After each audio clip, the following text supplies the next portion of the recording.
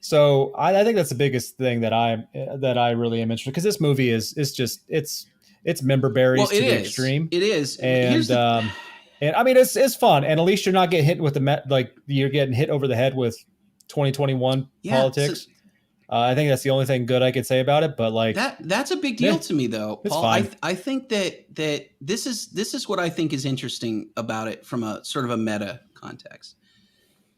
You look at everything that Disney has done for the last several years, and not just in the MCU, but also Star Wars and everything else, right? The things that fit the truest to, and now it's kind of hard to say this because there've been so many iterations of Star Wars and Marvel stuff and everything else that now it's like it's all true to the comics right now, because the comics have been kind of going this kind of same kind of woke direction for a long time.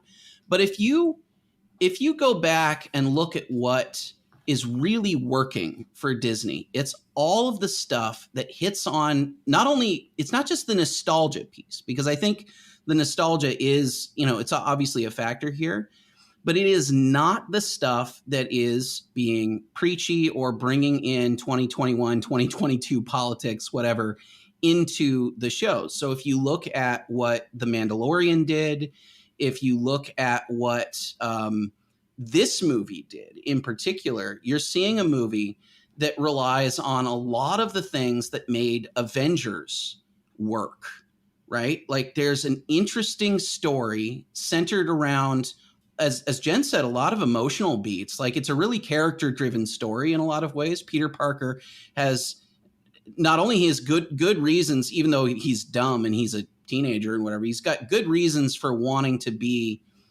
free of this headache that is everybody knowing who he is, right? Like he's got good reasons for himself, but also he's actually more concerned about his friends and his family and everybody else around him, which, is one of these things that just does kind of go into, okay, he is a good hero. He's not just here going like, this is a pain for me. This is a problem. Like my friends' futures have been destroyed by this, and that's not fair for them.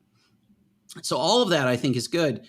But then it relies on nostalgia in a way that I think is really, really well handled. So you don't have, yes, I will say there are a few things in the movie that I don't love in terms of the way that they did nostalgia. In particular, I actually feel like Aunt May saying with great power comes great responsibility felt really forced in that moment, in the specific moment that she does it.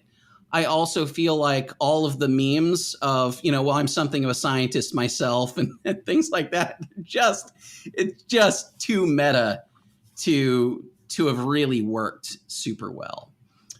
So some of those things I don't think go quite their way. However, this was the first time since Endgame that I've been in a theater in an MCU movie where people cheered as a reaction to people appearing on screen because they were so invested in some of these older characters or some of the characters that did things before.